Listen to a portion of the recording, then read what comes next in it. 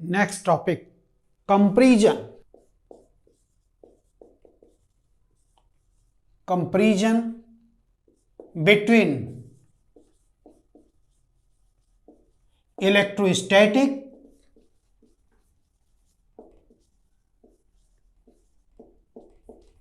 force and gravitational force.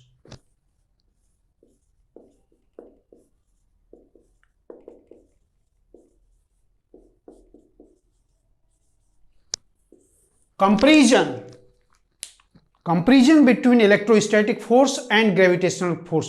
दो body हैं, एक बॉडी पॉइंट ए पे रखी गई है, एक बॉडी पॉइंट बी पे रखी गई है। दोनों के सेंटर के बीच की डिस्टेंस स्मॉल आर लेट कर लीजिए। मान लीजिए इस बॉडी का मास m1 मास बॉडी है, इसका मास m2 है और इस पर चार्ज मान लीजिए q1 है, इस पर चार्ज q2 है। कैसे कंपैरिजन करेंगे, कैसे इसको स्टडी करेंगे? मान लीजिए यहां इलेक्ट्रोस्टैटिक फोर्स है, इलेक्ट्रोस्टैटिक फोर्स, यहां ग्रेविटेशनल फोर्स इस कॉलम में। सबसे पहले तो आपको फार्मूला पता होना चाहिए कि दो मास बॉडी के बीच इलेक्ट्रोस्टैटिक फोर्स क्या होता है और ग्रेविटेशनल फोर्स क्या होता है, उसका फार्मूला क्या है। First point, force electrostatic force. Electrostatic force अगर दोनों बॉडी वैक्यूम में है 1/4 पाई एप्सिलॉन 0 के Q1 Q2 by r square, electrostatic force का फार्मूला। और ग्रेविटेशनल फोर्स का formula F gravitational force G m1 m2 by r square.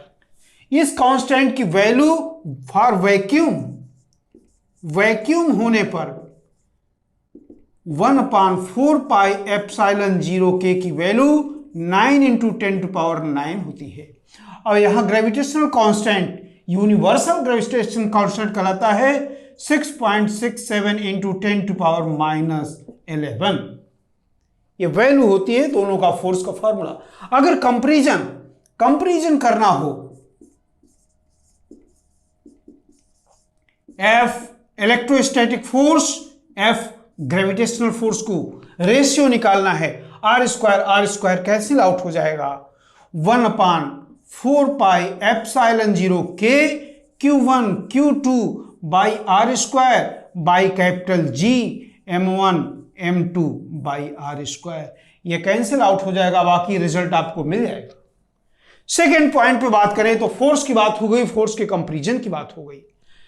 हम लोग कंपैरिजन कर रहे हैं, यह फोर्स भी इनवर्स स्क्वायर लॉ का को फॉलो करता है, यह भी फोर्स इनवर्स स्क्वायर लॉ को फॉलो करता है। थर्ड पॉइंट, यह फोर्स इलेक्ट्रोस्टैटिक फोर्स का नेचर दो टाइप का होता है, अट्रैक्टिव और रिपल्सिव, दोनों नेचर का होता है। अट्रैक्टिव एंड रिपल्सिव दोनों नेचर का यह फोर्स होता है। लेकिन gravitational force only one nature, always attractive force, always attractive force होते हैं। नेक्स्ट पॉइंट पर बात करें, हम थर्ड पॉइंट तक पहुंच गए। फोर्थ पॉइंट पर इलेक्ट्रोस्टैटिक फोर्स जो होता है, इलेक्ट्रोस्टैटिक फोर्स और ग्रेविटेशनल फोर्स की बात करें, यह फोर्स मीडियम पर डिपेंड करता है। दोनों की बॉडी के बीच क्या मीडियम है, मीडियम पर डिपेंड करता है। ये मीडियम पर डिपेंड नहीं करता है। दोनों बॉडी के बीच में ग्रेविटेशनल फोर्स के लिए कोई भी मीडियम हो, इसीलिए यहां पर यूनिवर्सल ग्रेविटेशनल कांस्टेंट यूज किया जाता है। ग्रेविटेशनल फोर्स मीडियम पर डिपेंड नहीं करता है। फिफ्थ पॉइंट, यह बहुत ही स्ट्रॉन्ग फोर्स होता है। स्ट्रॉन्ग फोर्स, यह वीक फोर्स होता है, बहुत वीक फोर्स है। नेक्स्ट पॉइंट, अगर हम दो प्रोटॉन की बात करें, प्रोटॉन और प्रोटॉन, दो प्रोटॉन ले लें, इसके बीच कंपैरिजन करें कि इलेक्ट्रोस्टैटिक फोर्स और ग्रेविटेशनल फोर्स का क्या रेशियो आएगा, तो नियर अबाउट आपको पता होना चाहिए ये 10⁻36 के आसपास आएगा। अगर यही बात हम लोग बात करें एक प्रोटॉन ले लें और एक इलेक्ट्रॉन हो, तब इसका रेशियो लगभग होता है 10⁻39 टाइम्स। अगर दोनों पार्टिकल इलेक्ट्रॉन इलेक्ट्रॉन हो, तब इसकी रेशियो की वैल्यू 10⁻43 टाइम्स के नियर अबाउट होती है। इतना स्ट्रॉन्ग फोर्स इलेक्ट्रोस्टैटिक फोर्स होता है। तो यह हम लोगों ने कंपैरिजन पढ़ लिया। Next topic, continuous charge distribution. Continuous charge distribution.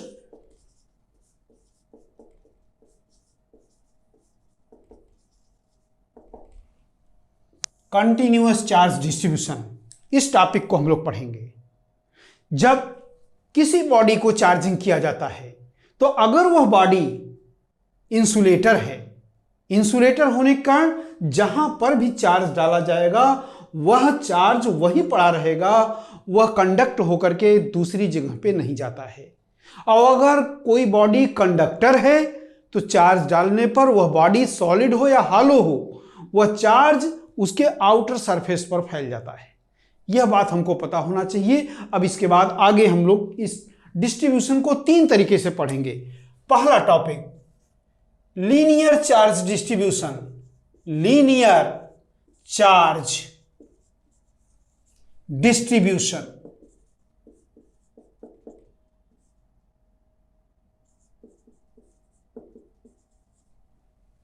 Linear charge distribution, अगर कोई रॉड है, बहुत पतला रॉड है, वैसे तो लेकर के इसको इंसुलेटर लेकर के ही बात करना चाहिए, लेकिन अगर कंडक्टर मटेरियल का बना हुआ है जिसकी मोटाई नहीं है, तब इसको अगर चार्जिंग करेंगे, तब यह चार्ज मान सकते हैं, एज्यूम कर सकते हैं कि एक लाइन में, एक सीधी स्ट्रेट लाइन में फैला हुआ है। इस प्रकार से अगर किसी बॉडी की चार्जिंग होती है तो उसको लीनियर चार्ज डिस्ट्रीब्यूशन कहते हैं। चार्ज एक लाइन में सजा हुआ हो। अगर इंसुलेटर होगा तो लाइन में सजा देंगे, अगर कंडक्टर होगा तो बहुत पतला लेकर के इसको बात करेंगे। मान लीजिए इसकी लेंथ L है और इस पर टोटल चार्ज जो है वह Q है। यूनिट लेंथ में मौजूद चार्ज की वैल्यू लीनियर चार्ज डेंसिटी के रूप में पढ़ी जाती है। Linear charge density, linear charge density,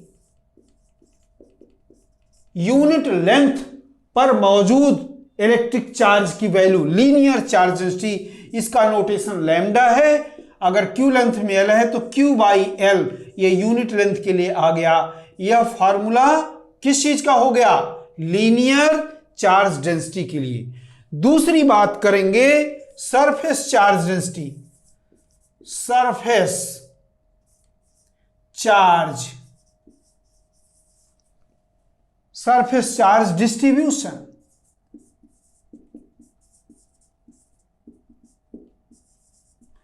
अगर कोई मटेरियल, कोई बॉडी कंडक्टर मटेरियल की बनी हुई है, स्फीयर मान लीजिए है एग्जाम्पल के रूप में, यह चाहे हॉलो हो चाहे सॉलिड हो, अगर यह कंडक्टर मटेरियल की बनी हुई है तो इसके भीतर भी अगर दोगे कोई चार्ज तो इनके बीच में रिपल्सन लगने के कारण यह कंडक्ट होकर के इसके सरफेस पर ही आ जाएगा। कभी भी यह चार्ज कंडक्टर मटेरियल होने के कारण भीतर नहीं रह सकता। इसलिए किसी कंडक्टर मटेरियल के भीतर इलेक्ट्रिक फील्ड नहीं होता है। कंडक्टर मटेरियल है, अगर स्फीयर के रूप में हम बात कर रहे हैं तो इसके भीतर चार्ज नहीं मौजूद होता है, फील्ड नहीं होता है, सारा चार्ज इसके सरफेस पे होगा। यूनिट एरिया पर मौजूद इलेक्ट्रिक चार्ज की वैल्यू सरफेस चार्ज डेंसिटी के रूप में मानी जाती है। सरफेस चार्ज डेंसिटी, अगर ये डिस्ट्रीब्यूशन होमोजीनियस है, हर एक यूनिट एरिया पर मौजूद चार्ज की वैल्यू इक्वल है, तब surface charge density, surface charge density पढ़ी जाएगी कि यूनिट एरिया पर कितना चार्ज मौजूद है। सिग्मा से पढ़ते हैं। अगर टोटल चार्ज Q है और इसकी एरिया टोटल A है, मान लीजिए स्फीयर ले लिया, इसकी रेडियस r है, तो एरिया A पर Q चार्ज, तो यूनिट एरिया पर Q बाई A हो जाएगा। और स्फीयर लिए हैं तो स्फीयर का सरफेस एरिया 4 पाई r स्क्वायर। यह फार्मूला बन गया सरफेस चार्ज डेंसिटी के लिए। Third point, volume charge distribution. Volume charge distribution, volume charge distribution, यह टॉपिक हम कंडक्टर मटेरियल के लिए नहीं पढ़ेंगे, इंसुलेटर मटेरियल के लिए, क्योंकि बल्क में उसके वॉल्यूम में अंदर चार्ज तभी मौजूद रह सकता है जबकि वह इंसुलेटर हो। कंडक्टर होने पर कंडक्ट करके सरफेस पे आ जाता है। तो मान लीजिए एक स्फीयर लिया जो कि इंसुलेटर मटेरियल की बनी हुई है, इंसुलेटर है, तब मान लीजिए इसका रेडियस r है, तब मान लीजिए इसमें जो चार्ज भरा गया होमोजेनियसली डिस्ट्रीब्यूशन हो गया। हर यूनिट वॉल्यूम में मौजूद चार्ज की वैल्यू इक्वल है। टोटल वॉल्यूम इसका V, charge Q, total charge Q है और रेडियस r मान लिया मैंने, तो इसकी डेंसिटी यूनिट वॉल्यूम में चार्ज की वैल्यू वॉल्यूम चार्ज डेंसिटी पढ़ी जाएगी। Volume charge density, volume charge density means unit volume में मौजूद इलेक्ट्रिक चार्ज। रो से नोटेशन है इसका Q by V, total volume और उस वॉल्यूम में मौजूद चार्ज, इलेक्ट्रिक चार्ज। अगर स्फीयर लेके बात कर रहे हैं तो स्फीयर का वॉल्यूम 4/3 पाई r क्यूब, यह डेंसिटी हो गई वॉल्यूम के लिए, वॉल्यूम चार्ज डेंसिटी। इस तरीके से हम लोगों ने डिस्ट्रीब्यूशन पढ़ लिया। इलेक्ट्रिक फील्ड पढ़ने के बाद अब हम लोग representation of electric field, representation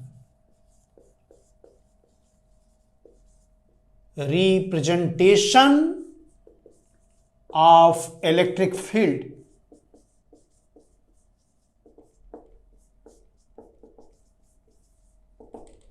इस टॉपिक को पढ़ेंगे, representation of electric field. Electric field किसी भी चार्ज बॉडी के चारों ओर की वह एरिया जहां पर किसी टेस्ट चार्ज को लाने पर वह टेस्ट चार्ज अपने ऊपर लगने वाले इलेक्ट्रिक फोर्स का अनुभव करता है, महसूस करता है कि उसके ऊपर इलेक्ट्रिक फोर्स लग रहा है। जहां तक फोर्स लगेगा वह एरिया इलेक्ट्रिक फील्ड कही जाएगी।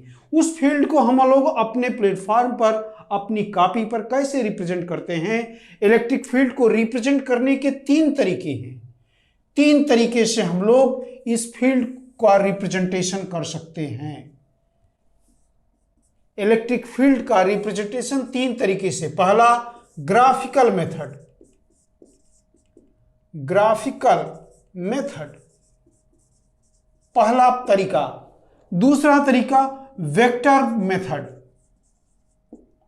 Vector method. और तीसरा तरीका scalar method.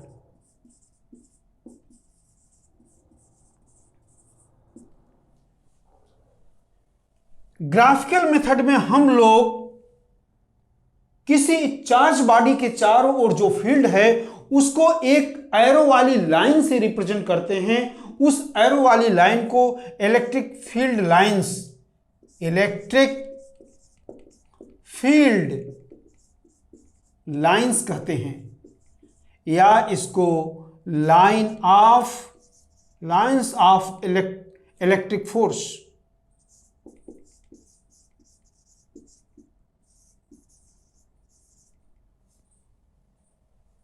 Line of electric force, electric field lines, यह ग्राफिकल मेथड। इसमें एक एरो के द्वारा, वह एरो स्ट्रेट लाइन के रूप में भी हो सकता है या कर्व भी हो सकता है, लेकिन जब भी होगा ओपन कर्व होगा। इसी लाइन को जो एरो लगा हुआ है, यह एरो की दिशा फोर्स की दिशा को रिप्रेजेंट करता है, या टेस्ट चार्ज कहीं रख देंगे फील्ड में तो वह जिस पाथ पर चलता है वह पाथ का रिप्रेजेंटेशन इलेक्ट्रिक फील्ड लाइंस के द्वारा रिप्रेजेंट किया जाएगा। इसको अलग से टॉपिक्स लेकर के हम लोग फिर से स्टडी करेंगे। वेक्टर मेथड में हम लोग इलेक्ट्रिक फील्ड की वैल्यू को intensity of electric field, intensity of electric field,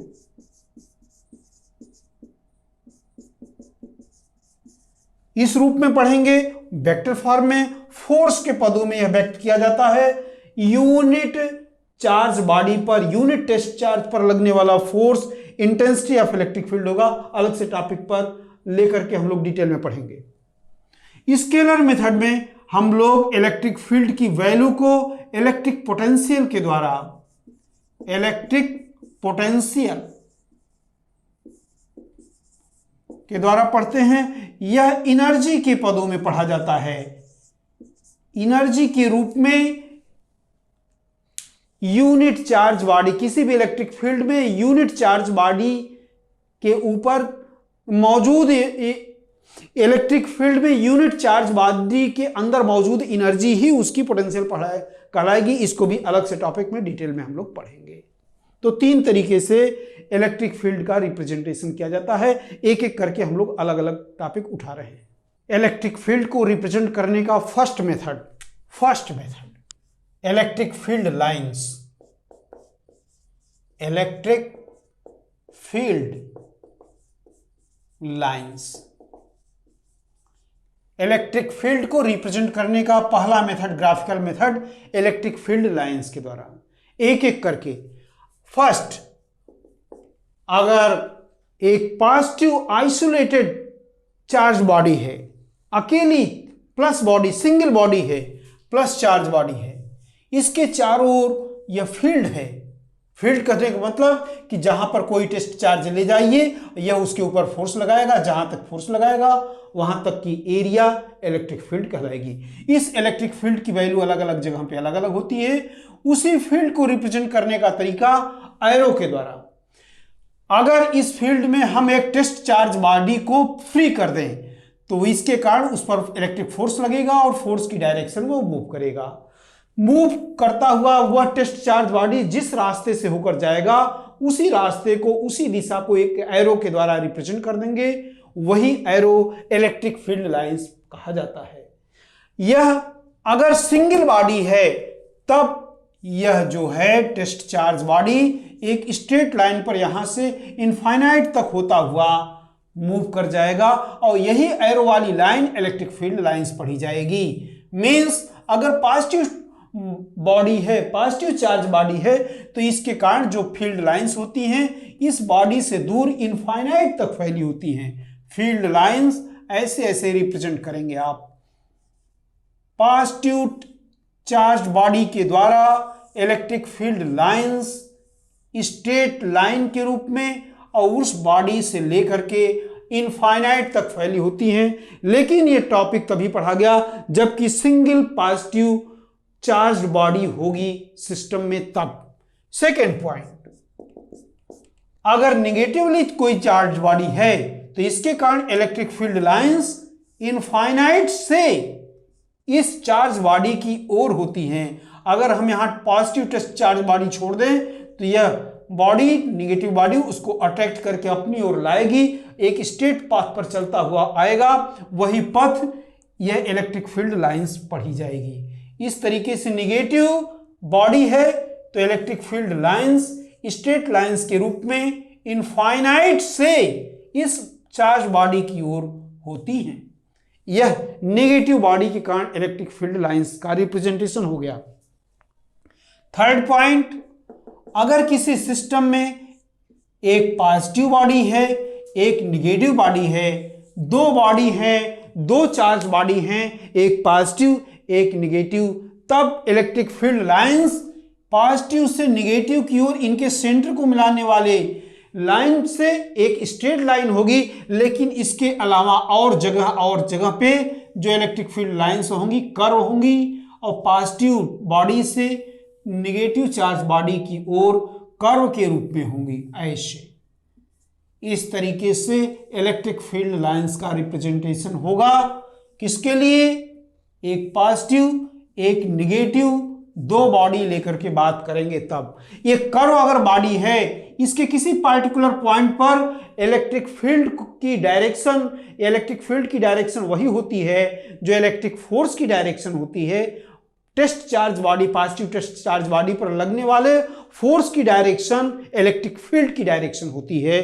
तो अगर इलेक्ट्रिक फील्ड लाइंस कर्व के रूप में है तो किसी भी पार्टिकुलर पॉइंट पर जो टेंजेंट की डायरेक्शन होगी, खींची गई टेंजेंट की डायरेक्शन ही फील्ड की डायरेक्शन, इलेक्ट्रिक फील्ड की डायरेक्शन मानी जाती है। थर्ड पॉइंट हो गया।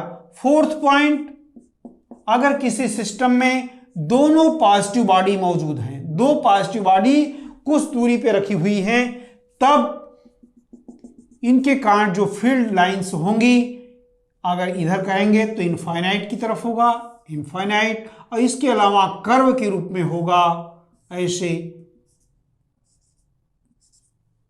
इस तरीके से इसका रिप्रेजेंटेशन होगा इलेक्ट्रिक फील्ड लाइंस का, और इधर वाले का ऐसे।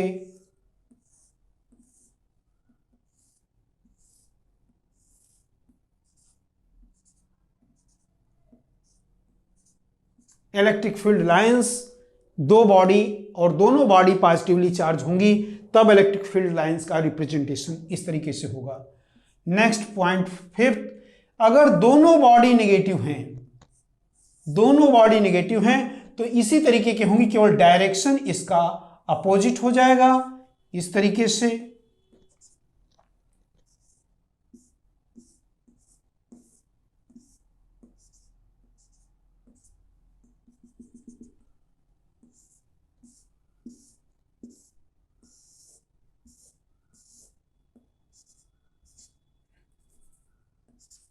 इलेक्ट्रिक फील्ड लाइंस की डायरेक्शन हो गई ये निगेटिव। यह आपने इलेक्ट्रिक फील्ड लाइंस के बारे में बात कर दिया। इसमें देखने में आता है कि जैसे इन दोनों लाइनों को देख लें, इनके बीच की जैसे डिस्टेंस बढ़ रही है, इनके बीच की डिस्टेंस बढ़ती जा रही है। दो इलेक्ट्रिक फील्ड लाइंस के बीच की डिस्टेंस बढ़ने पर इलेक्ट्रिक फील्ड की स्ट्रेंथ कमजोर होती है, और जहां पर दो लाइनें पास पास होंगी वहां पर इलेक्ट्रिक फील्ड स्ट्रांग फोर्स होता है। तो स्ट्रांग और वीक, सिक्स्थ पॉइंट पर अगर हम बात करें, अगर दो लाइनें हैं इस तरीके से है इलेक्ट्रिक फील्ड, तो यह नॉन यूनिफॉर्म इलेक्ट्रिक फील्ड है। नॉन यूनिफॉर्म इलेक्ट्रिक फील्ड जहां पर दोनों लाइनों के बीच की डिस्टेंस कम होगी वहां पर इलेक्ट्रिक फील्ड स्ट्रांग होगा, और लाइनें बीच में दूर बढ़ती जाएंगी तो इलेक्ट्रिक फील्ड की वैल्यू वीक होती जाएगी। अगर इलेक्ट्रिक फील्ड लाइंस एक दूसरे के पैरेलल और इक्वी डिस्टेंस पर हैं तो होमोजीनियस इलेक्ट्रिक फील्ड, होमोजीनियस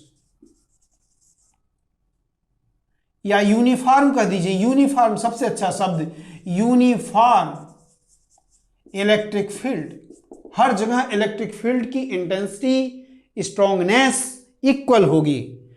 अगर यही हम एक यहां पास पास कर दें, फिर दूर कर दें तो ये नॉन यूनिफॉर्म माना जाएगा, नॉन यूनिफॉर्म इलेक्ट्रिक फील्ड। और एक पॉइंट और समझें, सेवेंथ पॉइंट यहां लिख देते हैं। इलेक्ट्रिक फील्ड, कहीं इलेक्ट्रिक फील्ड है, इसके परपेंडिकुलर यूनिट एरिया में से, इलेक्ट्रिक फील्ड लाइंस के परपेंडिकुलर यूनिट एरिया में से पास करने वाली number of lines he electric field intensity का मेजरमेंट होती हैं, जिसको इलेक्ट्रिक फ्लक्स भी कहते हैं।